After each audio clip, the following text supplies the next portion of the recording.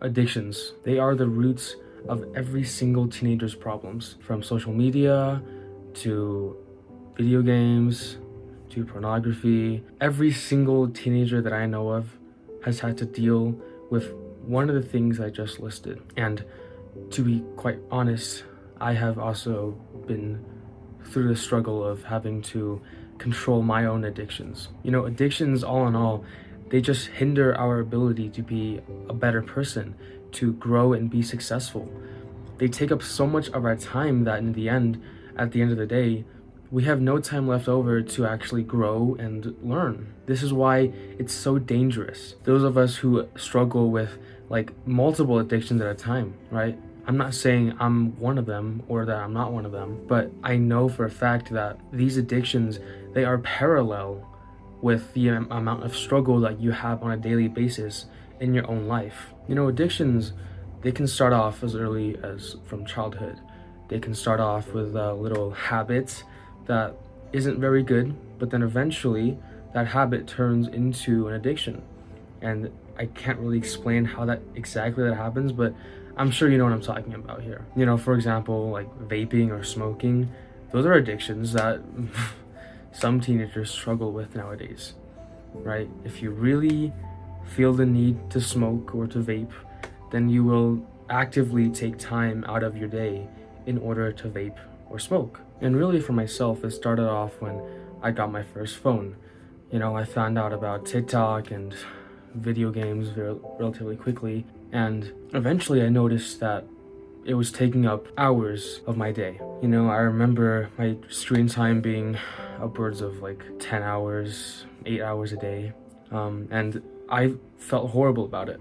I wanted to change, but I neglected my feelings. I thought nothing of them and just let it eat away at me for quite some time until I learned about self-improvement. When I came across self-improvement and the acts of, getting better and improving yourself, so many things changed in me. And I'm being genuinely honest, my screen time went from upwards of 8+ hours down to less than 2, right, a day. And to me, seeing that huge change is really what pushed me to change even more. It's what pushed me to start making YouTube videos for you guys.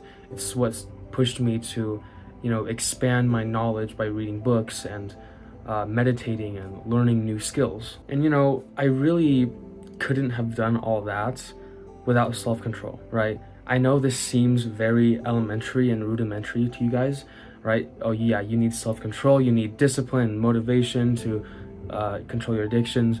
But really, I'm gonna go more in depth about what it actually means and the actual psychology of how it can, improve you as a person. The first thing to realize is self-control is a lot more than what the name just encompasses.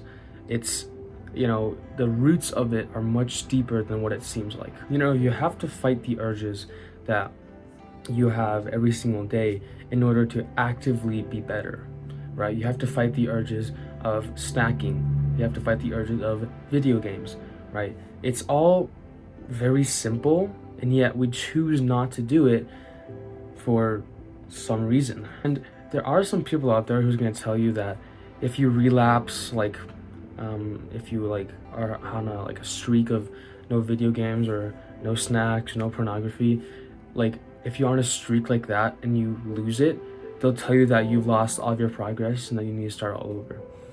But in reality, that's really not the case, because even if just temporarily you're able to hold off your urges, like for a day, no video games or no electronics for a day, that is still a lot of progress, and you're already doing better than most people in the world, right?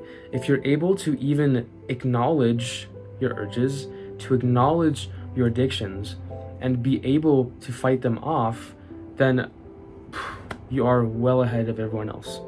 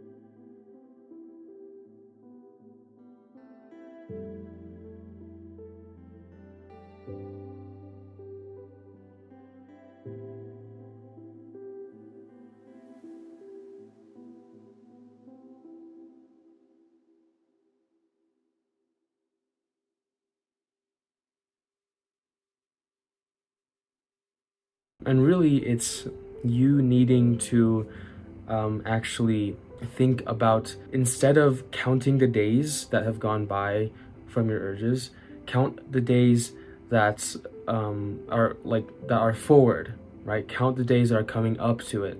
Instead of marking down every single day that you haven't done something, ignore it, and then you'll be able to not think about it, which means a less chance of you going back to the addiction, right? This seems very simple, but it is essential to implement into whatever guide or whatever course you have, whatever strategy you have to eliminate your addictions. And another step I took to fight my addictions is very simple, and it's simply acknowledging the fact that your addictions exist and realizing that if you continue on with these addictions, you will not make it anywhere in life. It's realizing that these addictions are hindering your ability to be successful. It's realizing that truly, deep down, they aren't good for you. Many people aren't able to do that because they don't want to leave the comforts of their everyday life. They don't want to change. They're not willing to change because they're scared of what their new life is going to bring to them. But we can't be like that. We need to be able to accept change, because only through change will we grow and learn. Additionally, you also have some little steps you can take. For example, not like setting too many goals for yourself. Like for me right now, I have actually, for the month of February, I have three goals-ish that I was hoping to accomplish every day. I made a spreadsheet for it and everything. And I feel like that is a really good way to mark my progress. And I will be doing it like every month from here on out, like March, April, May, whatever. Okay, because I feel like if I'm seeing the progress that I've made in the past, that's gonna make me less likely to give up for whatever reason. Okay, because since you have come this far, seeing how far you've come, you're a lot less likely to just fail. Well, you might fail, but you're a lot less likely to give up. You could also implement like a reward system, right? Like if you go a couple days without an addiction, you award yourself to something else.